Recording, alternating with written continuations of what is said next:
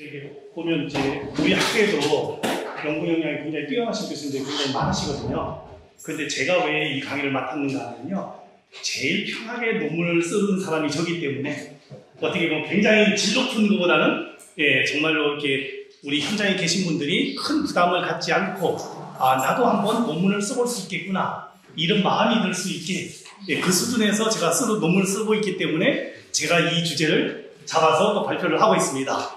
여기 계신 그 이사님들도 그런 형태로 논문을 써보시다 보면 조금 더 편안하게 논문을 쓸 수 있다. 그리고 이거는 여러분들 아마 한 번씩은 다 논문 쓸 때 어떤 절차를 밟아야 된다. 이건 다 알고 계시고 아마 또 한번 그냥 이렇게 보시다가 다시 오늘 이 시간은요 약간 리마인드 하시는 차원에서 한다 이렇게 생각하시면 좋을 것 같습니다. 가장 논문 쓰는 데 있어서 가장 중요한 건 뭔가 하면 연구 주제 정하는 거죠. 그죠?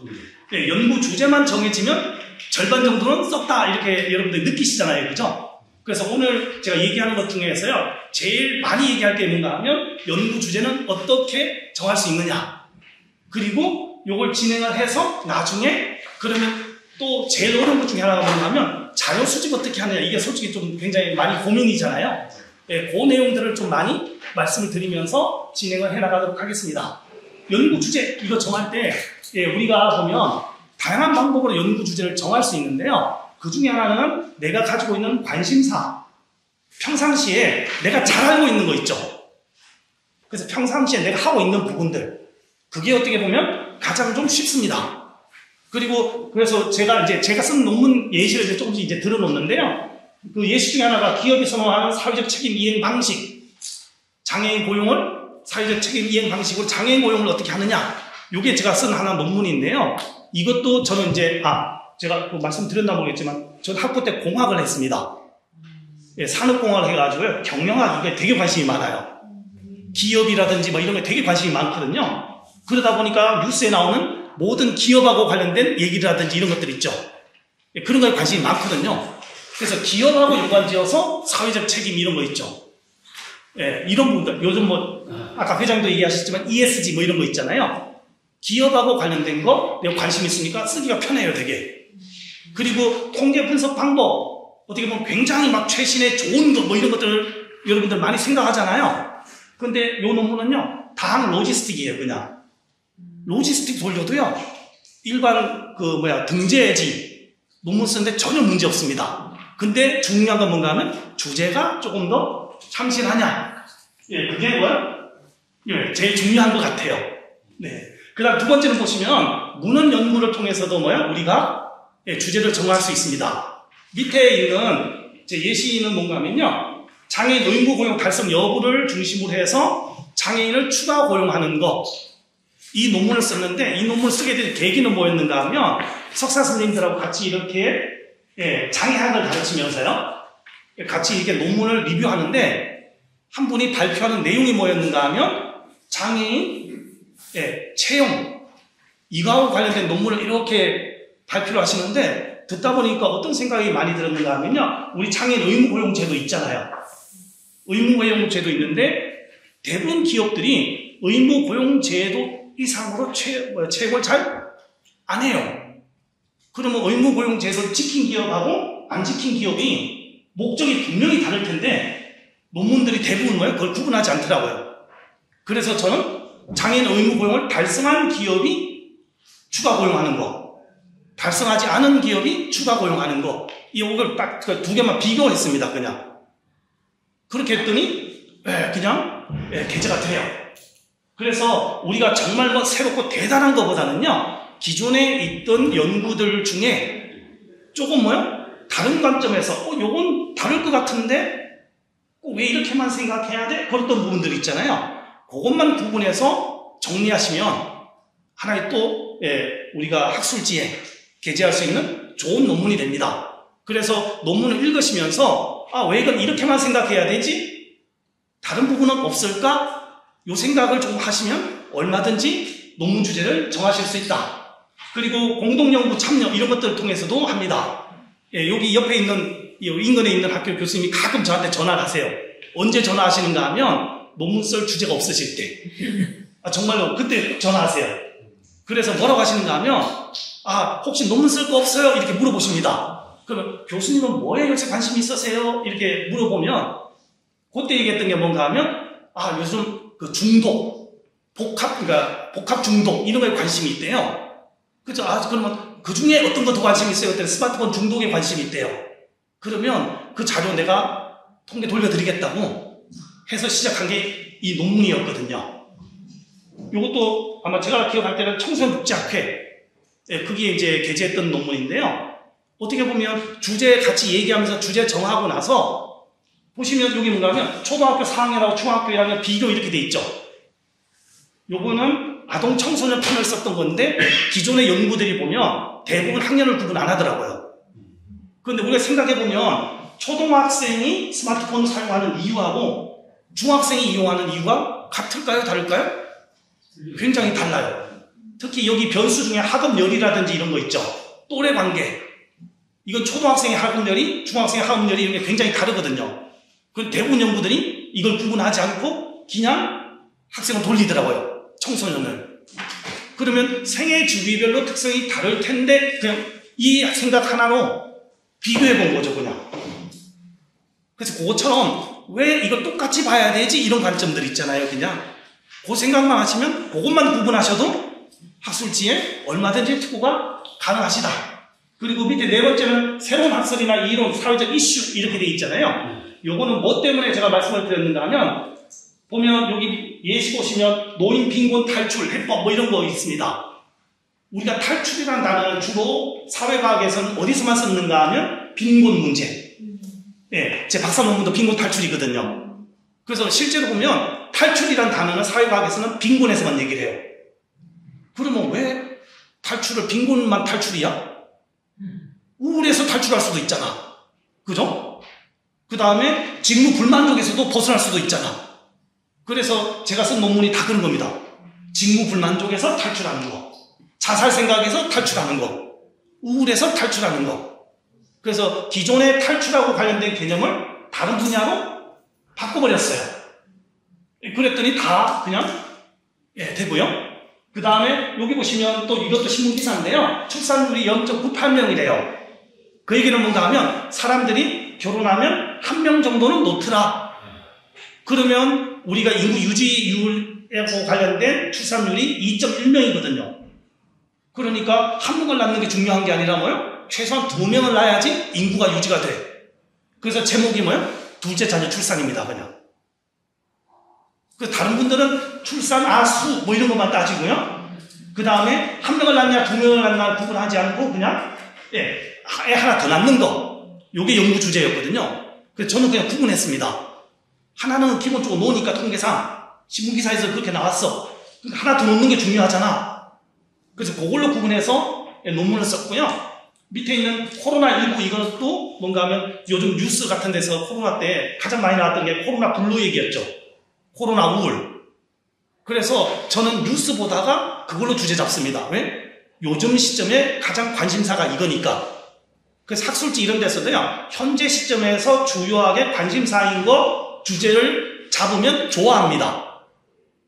그래서 저도 코로나 이것도 뭐예요? 그것 때문에 잡아서 썼던 부분들이고요. 그래서 요즘 사회에서 이슈가 되는 현상이 뭐냐? 요걸로 주제 잡으시면 게재될 가능성도 굉장히 높아지더라. 그 말씀드리는 거고요. 학술대에 참여해서 듣다 보면 또 뭐요? 새로운 주제나 아이디어도 생각나죠. 그리고 제가 제일 많이 하는 것 중에 하나가 사회적 경험이나 언론 매체 이런 것들입니다. 정신장애인 이름은 범죄자, 뭐 아까 우리 몇 번 들었었잖아요. 그죠? 그래서 왜 사람들, 저것 때문에 정신장애에 대해서 차별이라든지 거리감이나 이런 것도 되게 많이 느끼거든요, 사람들이. 옆에 가면, 멀리 돌아가고. 그래서 이 현상 때문에 제가 석사 논문 썼던 게, 대학생들이 지각한 정신장애에 대한 사회적 거리감 이거였습니다. 그 다음 또 제가 알고 있는 데가 정신장애 시설에서 근무하기 때문에 정신장애를 조금 더 알고 있고요. 그리고 요 밑에 거는요, 보면 갑자기 이거 파마 말아놓고 라이딩하는 미용사 이렇게 돼 있잖아요. 이거는 그 시설에, 그러니까 그 사회복지 시설에 있다가 우연히 TV를 봤는데 어떤 아줌마가 자전거 타시는 분들 있죠. 그 복장을 입고 옆에 헬멧하고 이런 거 다 놓고요. 머리 말고 계시더라고요. 그래서 다큐멘터리 3일인가 그게 나오는데 저 아줌마는 왜 미용사가 자전거 타는 라이딩복을 입고 있지? 했더니 남편이 사업이 부도가 나가지고 자살 시도를 했고 자살 생각을 했대요, 부부가. 그런데 자전거 타면서 그 자살 생각을 벗어났다고 하더라고요. 우울, 자살 벗어났다고 하는데 이게 딱 듣는 순간 취미 활동이 자살 생각이나 우울에서 벗어나는데 영향을 미칠 수가 있겠네? 저 아줌마 보니까. 아주머니 보니까요. 그래서 논문 주제 잡은 게 그거였습니다. 생애 주기별로 우울에서 벗어나는 거, 우울에서 진입하는 거. 그렇게 해서 그거는 사회복지학회에 게재했어요. 그래서 그동안의 논문들을 쫙 봤더니 그 취미생활 만족도 이런 거 있죠. 여가생활 만족도라는 변수를 넣은 논문이 없더라고요. 우울 자살에. 그래서 그거 하나 집어넣어가지고 그게 유의미하게 나온 걸로 논문을 게재했고요. 아까 또 생애 주기 이런 얘기 했었잖아요. 우울도 청년이 우울 빠지는 거, 중년이 빠지는 거, 노년이 빠지는 게 당연히 다르죠, 그죠? 그런데 그렇게 구분을 안 하고 그렇게 비교 분석한 연구가 별로 없더라고요. 그래서 그거 그냥 이렇게 생애 주기별로 다르게 대응해야 된다. 그게 결론이에요. 어떻게 보면. 그래서 다른 분들은 굉장히 좋은 논문을 쓰시지만 저는 이게 굉장히 좀 그냥 단순한 거 어떻게 보면 그래도 충분하게 논문 쓰시는데 무리는 없더라. 그리고 마지막으로는 그 지도 교수님들이 이렇게 주제를 정해주는 경우는 있습니다.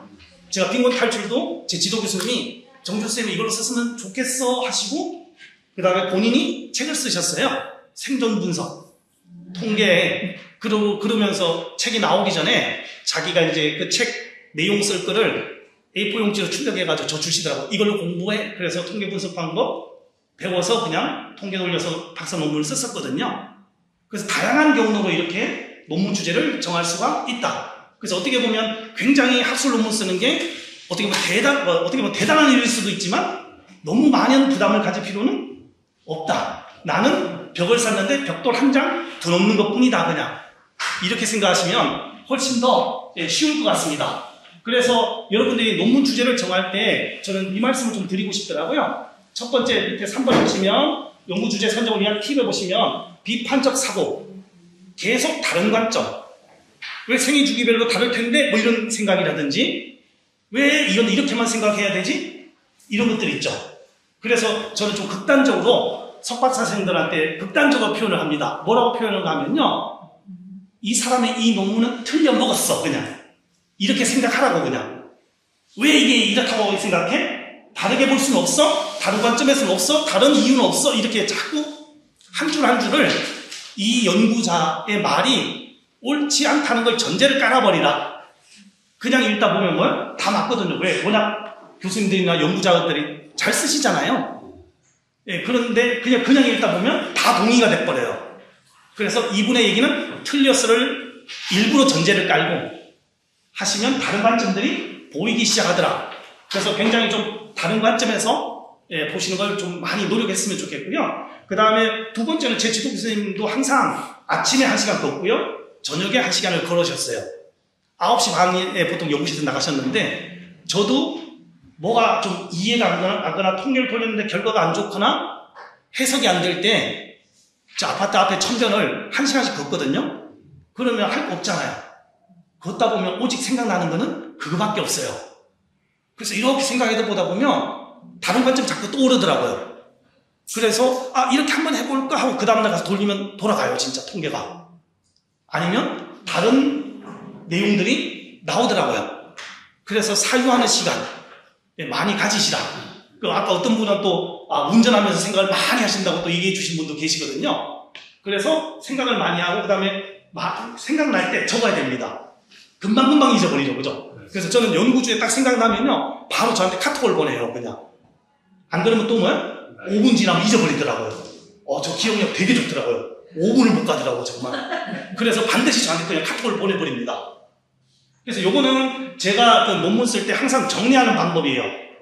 예를 들어서 장애 수용이 관심이 생기잖아요. 그러면 장애 수용하고 관련된 논문을, 최근 학술 논문을 다 출력해버려요. 한 20편이나 한 30편 되거든요.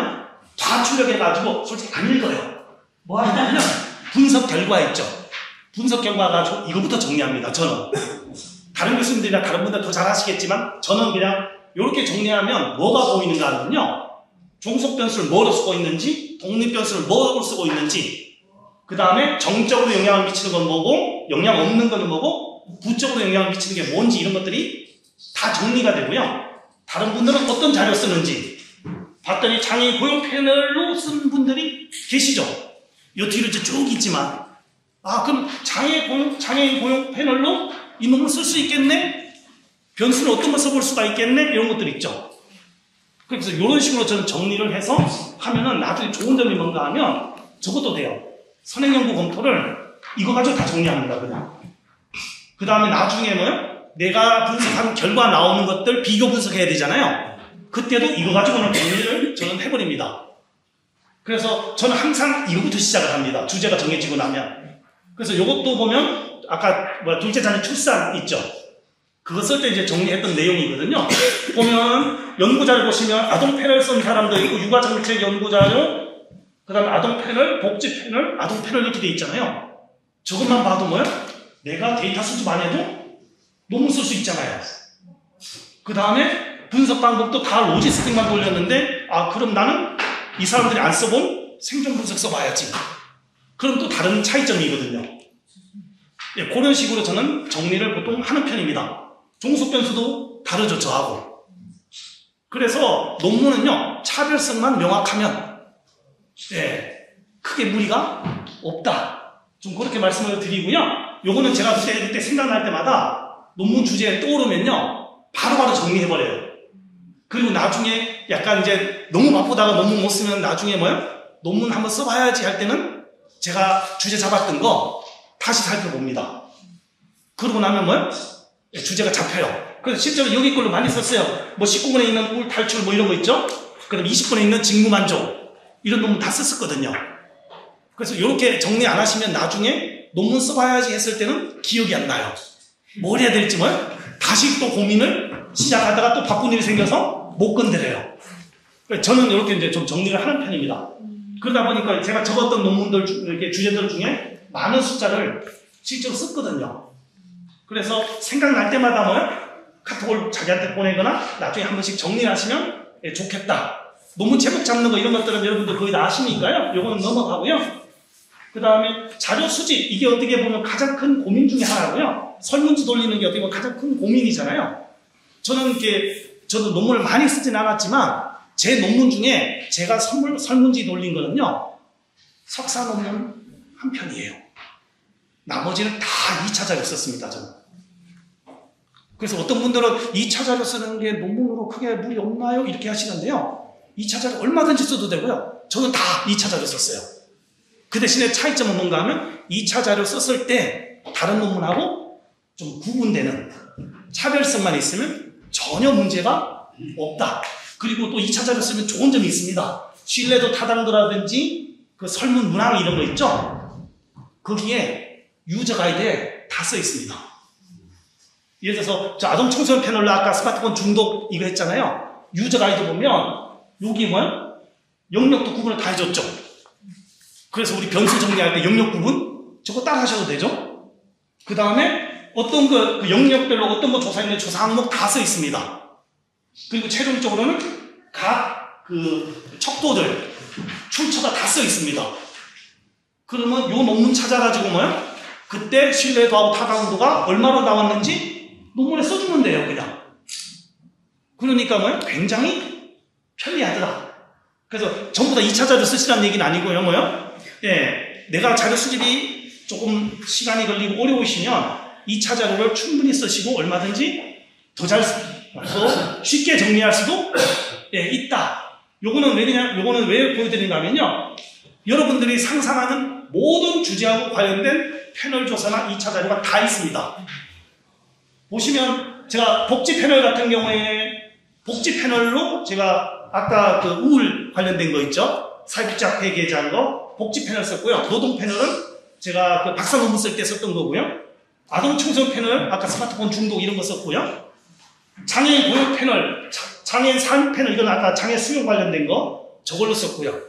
그래서 보시면요. 기업이나 재정 밑에 보시면 미디어 요거 미디어는 얼마 전에 어떤 분이 디지털 리터러시 이 얘기 하셔가지고 찾아본 거예요.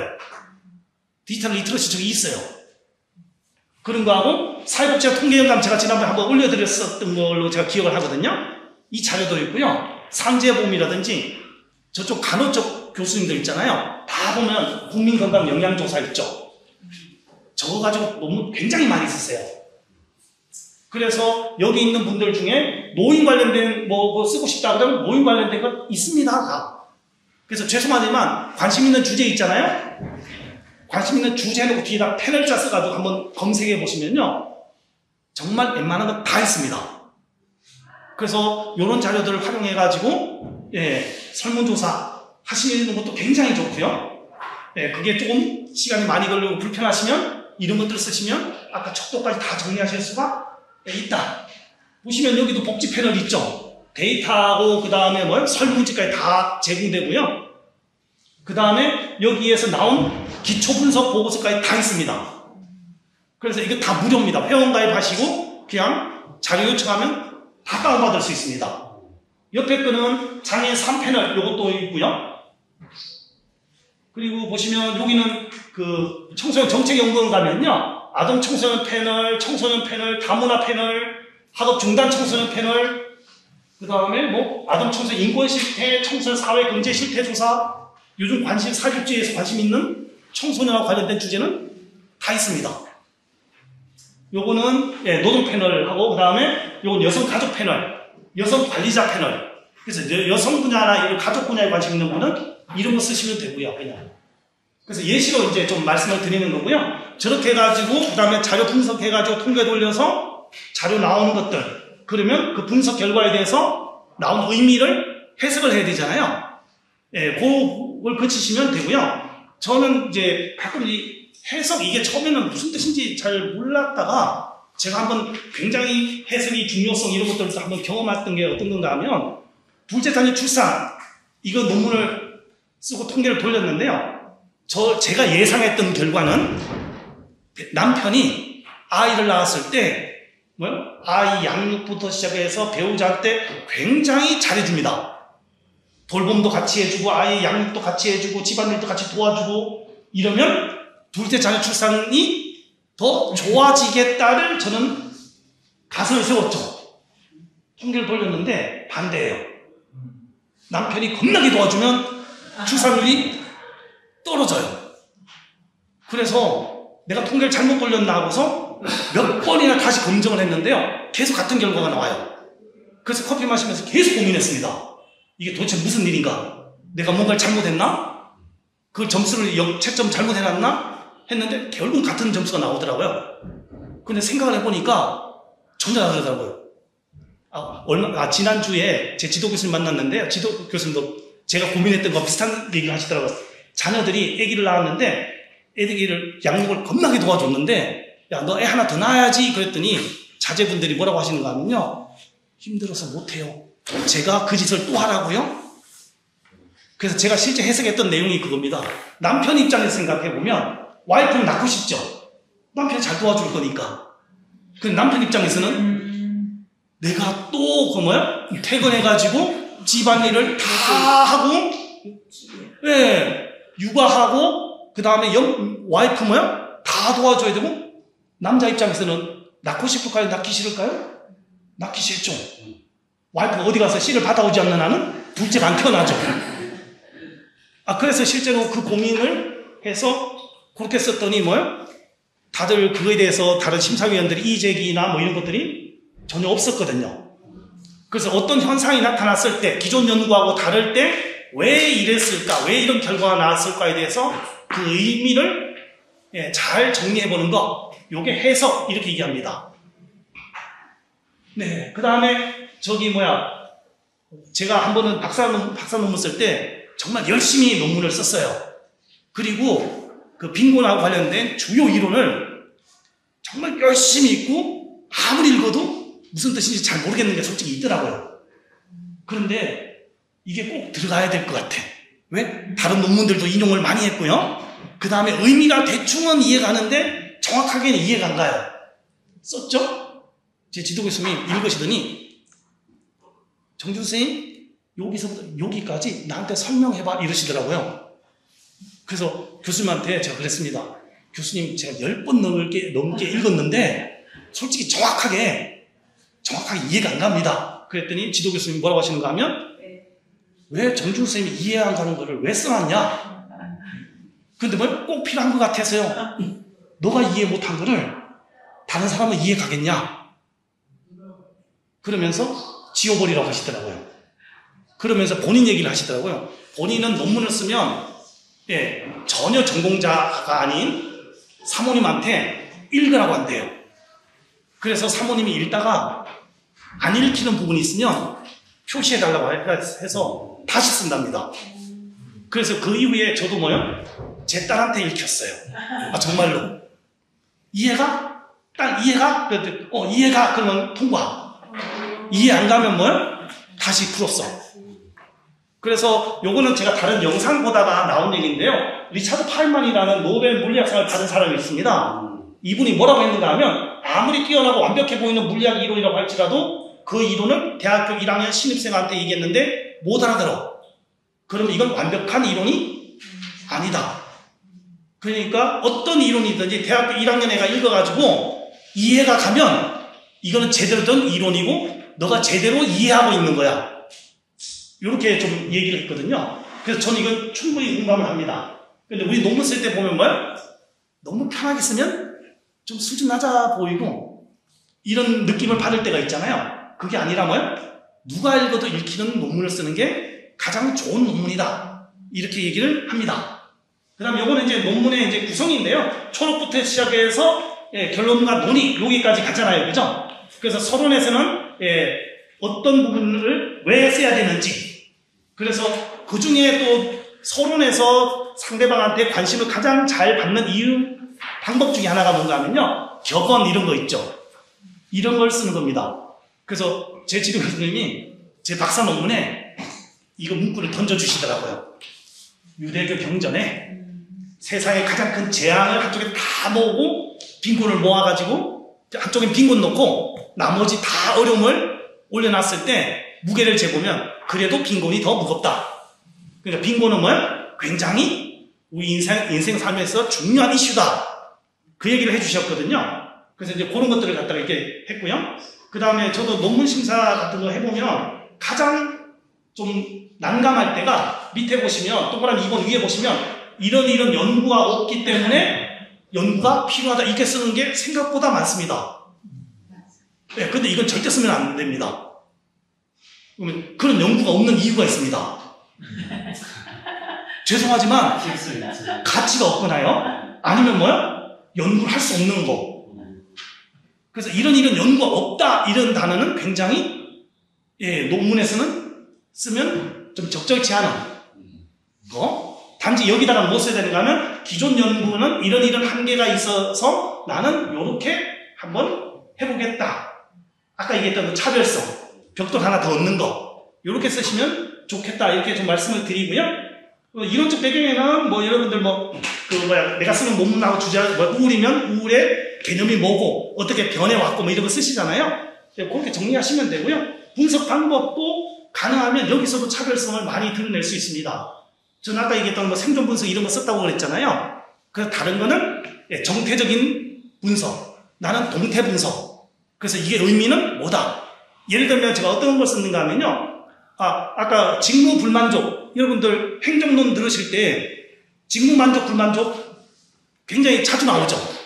제가 저 논문 썼을 때요, 검색해 보니까 직무 만족하고 관련된 논문이 몇 개 없어요. 14,000개인가 15,000개밖에 없더라고요. 사회복지 쪽에 직무 만족하고 관련된 논문이 15,000개 정도밖에 없더라고. 거기다 한 개 더 쓰는 건 무슨 의미 있어요, 그죠? 근데 썼잖아. 2편이나 썼어요. 다 뭔가 하면 그냥 회귀 분석. 그런데 직무 만족 왜 연구해야 돼요? 직무 만족하던 사람이 불만족해지는 이유가 뭐냐? 불만족하는 사람이 다시 만족으로 넘어가는 이유가 뭐냐? 저는 그렇게 구분해서 썼거든요. 근데 그런 논문은 제가 찾아본 중에는 없었거든요. 그러니까 14,000편, 15,000편이 있었지만 그래도 행정학회에서 또 실어주더라. 네. 그래서 좀 연구 방법 이런 것도 뭐야? 차별성이 충분히 될 수도 있다. 그 다음에 뭐 결론 부분에서 공통점하고 뭐 차이점, 그다음 시사점 이런 거 중심으로 구성하시면 좋겠습니다. 그래서 저는 여기까지 좀 짧게 끝내려고 최대한 노력을 했지만 제가 항상 제일 안 되는 게 말을 줄이는 게 제일 안 돼가지고요. 여전히 길어졌습니다. 긴 시간 동안 들어주셔서 감사합니다.